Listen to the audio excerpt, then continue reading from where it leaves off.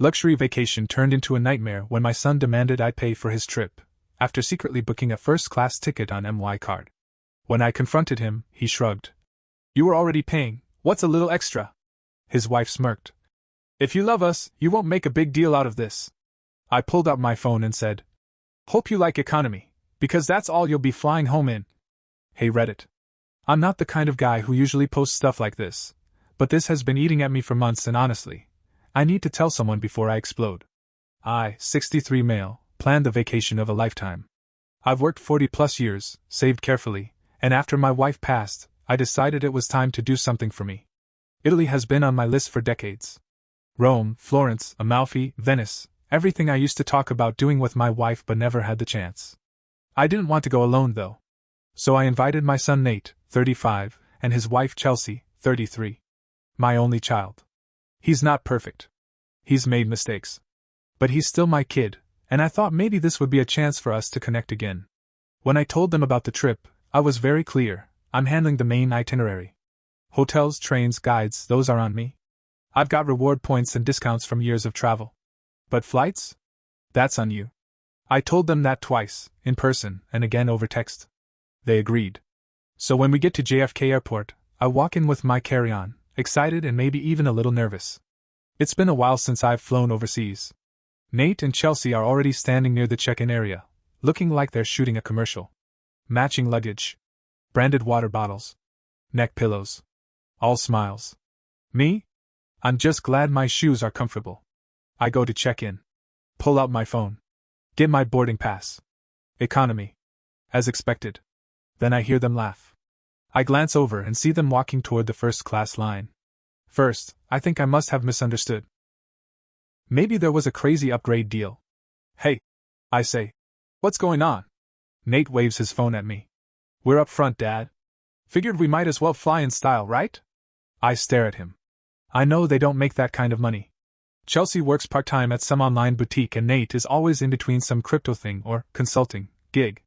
I ask, "Wait, how did you afford first class?" Chelsea smirks. "We used your card.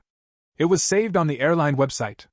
I didn't respond right away because I thought maybe I misheard her. "My card?" "Yeah," Nate says like it's no big deal. "You were already covering everything else. We figured, what's a little extra for comfort?" Then Chelsea drops the line that made my blood go cold. "If you love us, you won't make a big deal about this." She actually said that. Like using my card without permission was a love test. I didn't yell. I didn't say anything. I just nodded and walked off to security. But the whole flight, I was sitting there cramped in a middle seat, knees to my chest, next to a guy who kept snoring and another who kept elbowing me every time he took a sip of his Coke. Meanwhile, my son and his wife were sipping wine 2 cabins up. I didn't hear from them once on the flight. Not a single check-in. Rome, day 1, reality hits. When we landed in Rome, I figured maybe there was still a misunderstanding. Maybe they didn't realize how big of a deal this was. But nope. They strutted through the airport like celebrities. Chelsea filmed a little video of the first-class lounge, saying something like, manifesting luxury, and tagging some nonsense on Instagram. I was fuming, but I waited.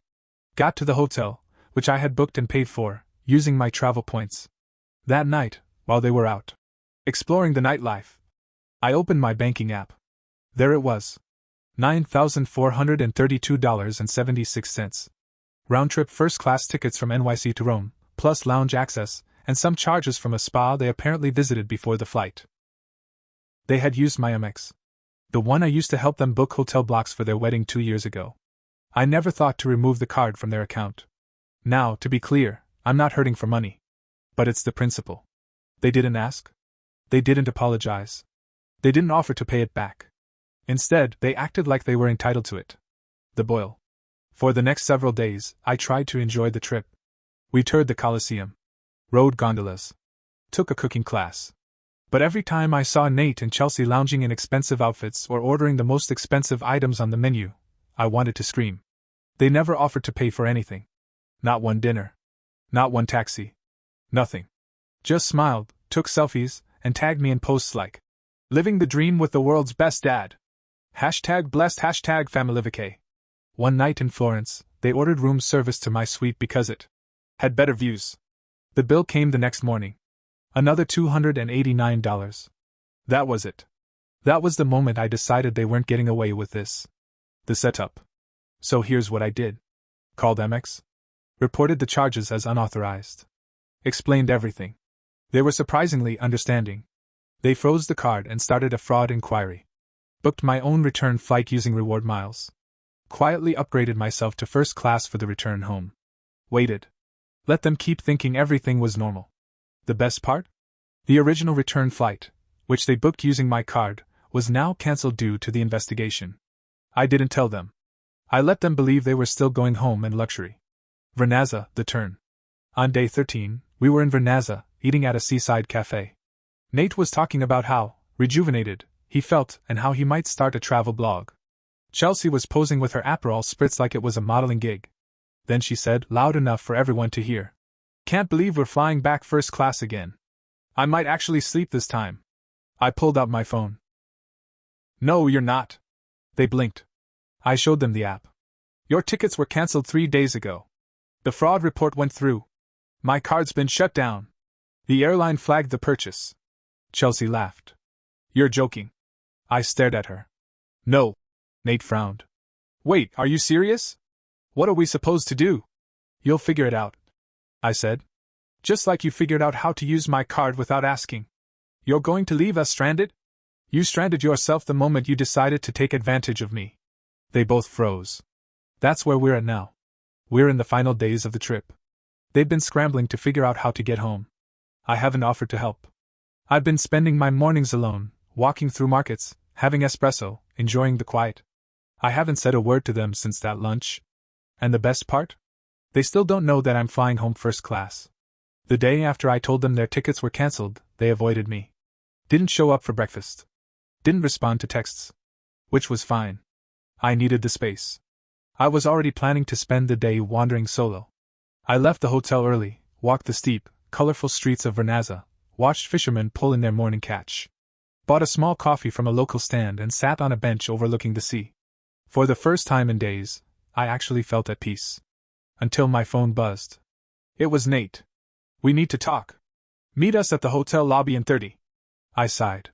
When I got back, they were both waiting, arms crossed, faces stiff. Not apologetic. Not sorry. Defensive. Nate started in right away. "I talked to the airline. They said we need to buy new tickets.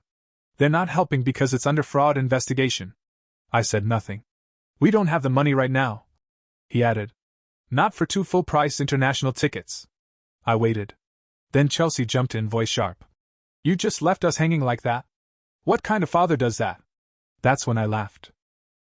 I couldn't help it. It came out before I could stop it. What kind of son steals from his dad then acts like he's the victim?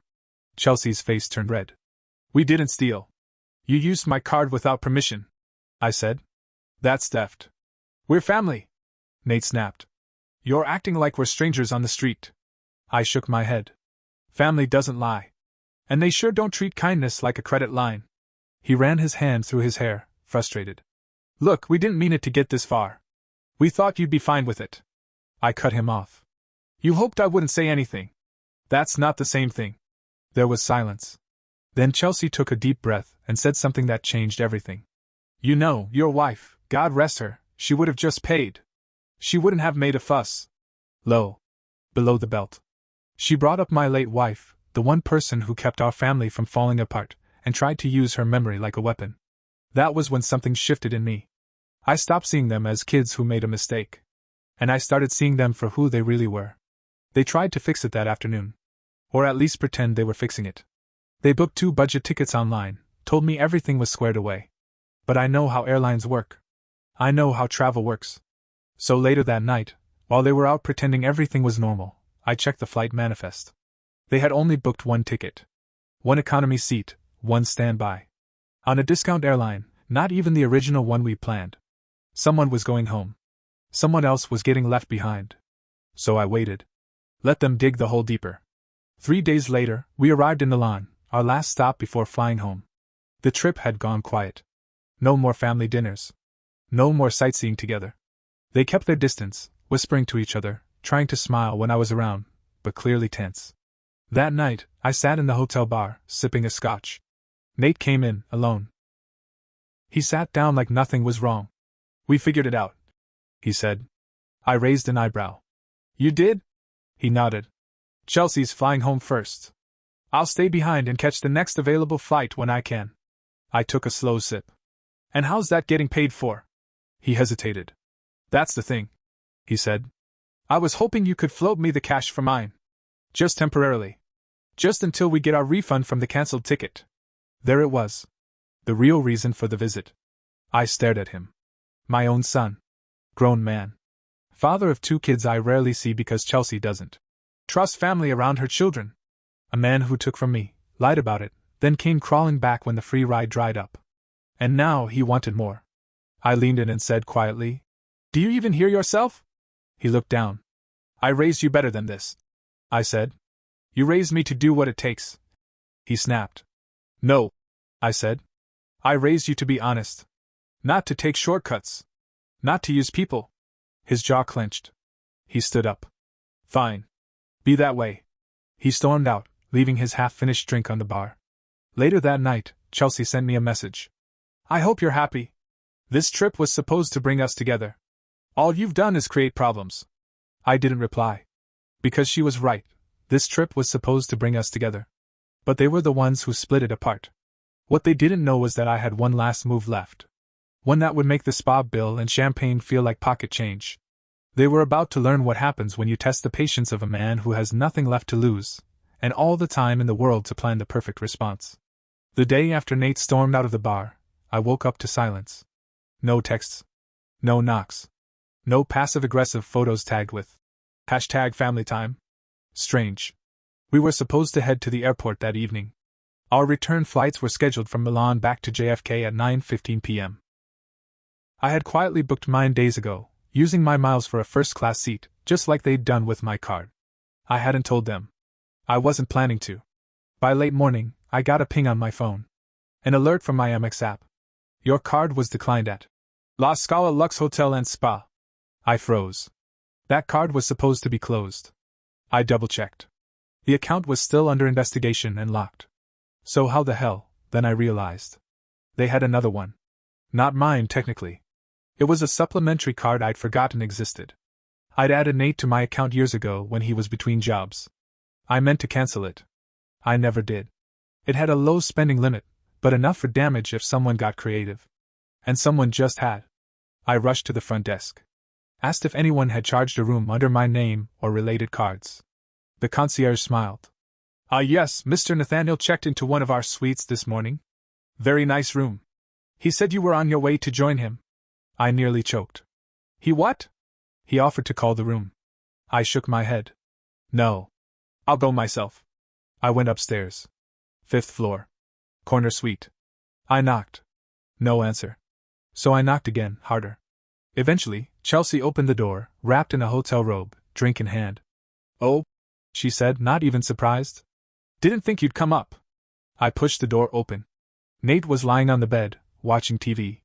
Wearing a robe. Eating from a room service tray. You used my card again? I said. He didn't even flinch. It was still active. That's on you. I stood there for a second, trying not to scream. You broke into my financials again. After everything we've been through. You just did it again. Chelsea shrugged. You were gonna waste the points anyway. Nate chimed in. This room is barely $600 a night. We figured we'd rest up before the flight. You're not flying anywhere if you keep this up. He laughed. What are you gonna do? Leave us in Italy? And that's when the next twist hit me. I didn't need to.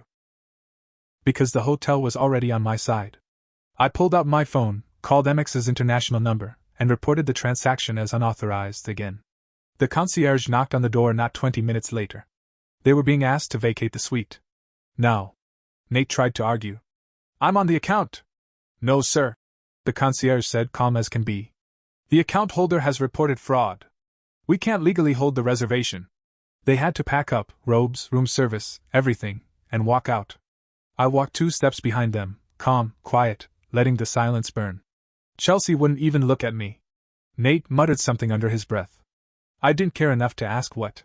Back at the main hotel where I was staying, where I paid for my own room, I found something waiting for me at the front desk. A printed letter. From the airline.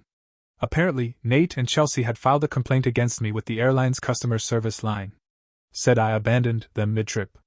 Said I manipulated the booking system to block their return flight.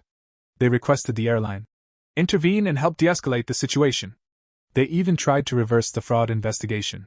The airline rep I spoke to on the phone was baffled. They're trying to say you defrauded yourself, she said. I had to fax over signed documents proving I was the primary cardholder, and show screenshots of our original texts where I told them to pay for their own flights. Once that was done, I asked a question of my own. Are they still on the return flight? She checked. No. They were removed after the fraud report, and no new tickets were purchased. Are any seats left? 1. Economy. Back of the plane. I smiled. Book it. Under Nathaniel's name. That night at the airport, they found me sitting at the gate. First-class boarding had just been called. I stood up, stretched. They looked exhausted. Hair messy. Clothes wrinkled. Chelsea had clearly been crying. You left us homeless in a foreign country, Nate said. What kind of father does that? You used my card again, I said calmly. What kind of son does that? I hope this was worth it, Chelsea said, voice low, bitter. Ruining your relationship with your own family. Then she did something that really surprised me. She handed me her phone. Here, she said. Look. It was her bank app. Negative balance. Maxed out cards. I looked at Nate. No savings? He looked away. That's when it hit me. They hadn't just used me for comfort. They were using me because they were broke. Flat broke. That crypto startup? Gone. Her online shop? Shut down 6 months ago. They were drowning. And I was the last branch sticking out of the river. But instead of grabbing it with respect, they tried to snap it and take the whole tree with them. We haven't boarded yet. The gate is filling. They don't know where they're sitting. They think I might have helped them after all that. They have no idea I made another call this morning. No idea what's really about to happen when they try to check in. And I'm not done yet. They've still got one more surprise coming. Want me to take it from there? The gate agent called final boarding for first class. I stood, grabbed my carry-on, and stretched my back. I could feel their eyes on me, Nate and Chelsea, standing by the gate, uncharacteristically quiet.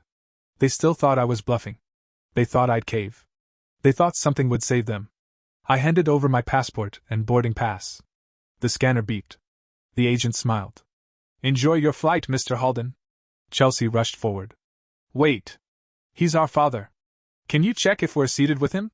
The agent looked confused. She typed something. Her face shifted from neutral to uncomfortable. I'm sorry, there's only one economy seat booked. And only for Nathaniel Halden. That's it.